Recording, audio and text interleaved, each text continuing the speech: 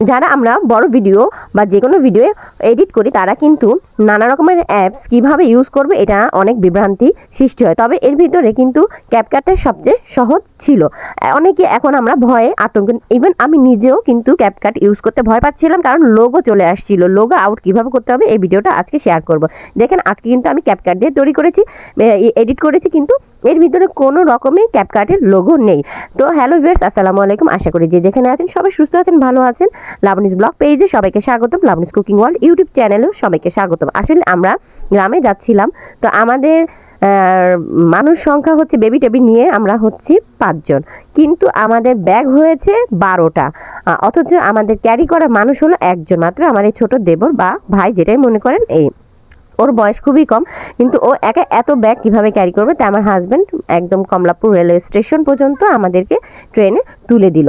কিন্তু প্রবলেম হচ্ছে, তারপরও নিজের কাছে খুব ইতস্ত লাগছে যে কিভাবে আমরা যাব, এতগুলো ব্যাগ কিভাবে নামাবো। তো 12টা ব্যাগ, ছোট বড় মানুষ আছে আমরা মাত্র 5 জন, ব্যাগ হলো 12টা। এটা আসলে খুবই কি বলবো আর কষ্টদায়ক। আর বাচ্চারা তো ট্রেনে এভাবে উঠতে একটু কষ্ট হয়ে যায়, আর ওরা তো গ্রামে গেলে বাসে যেতে পারে না, কারণ বাসে গেলে বমি হয়, আর ট্রেনে আমাদের যেতে হয়, কষ্ট হয়, তাও ট্রেনেই যেতে হয়। ট্রেনের এটা আমরা শীত ছিল দেখে নন এসি নিয়েছি, ভাড়াটাও খুব বেশি এক্সপেন্সিভ না, যেহেতু আমরা নন এসি নিয়েছি।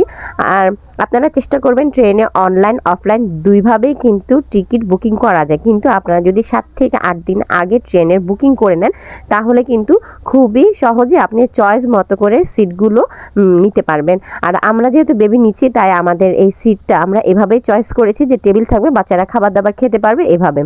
তো ওর বাবার অফিস টাইম চলে আসছে, আমাদেরও ট্রেন ছেড়ে দিবে, এর জন্য ওর বাবা চলে যাবে। বাচ্চারা আসলে খুব মন খারাপ করছিল, শুধু বাচ্চা না, আসলে আমারও খুব খারাপ লাগছিল যে আসলে আমি এভাবে হাজব্যান্ডকে ছাড়া সহজে খুব একটা বেশি দূরে যাই না, মানে এত খারাপ লাগছিল যে বলে বুঝাতে পারবো না।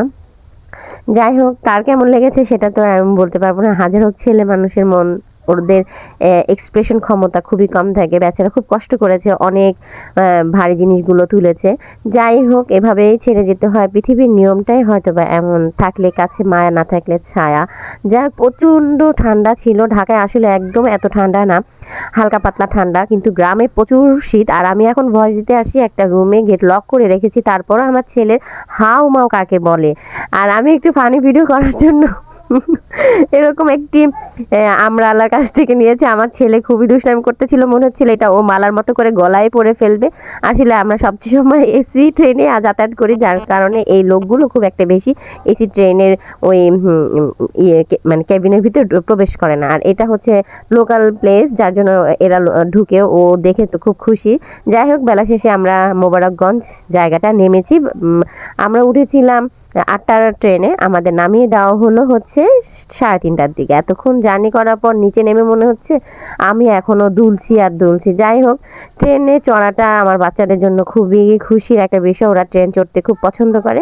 আমরা এভাবে করে অনেকক্ষণ স্টে করলাম। আমাদের জন্য একটি গ্রামে অটো বাইক না কি যেন বলে সেটা পাঠালো, আমরা ওইটাই করে পৌঁছে গেলাম। তো আজকের মতো এখানে বিদায় নিচ্ছি, নেক্সট পার্টগুলো পরে দেখাবো ইনশাল্লাহ। সবাই সুস্থ থাকবেন, ভালো থাকবেন, আল্লাহ হাফেজ।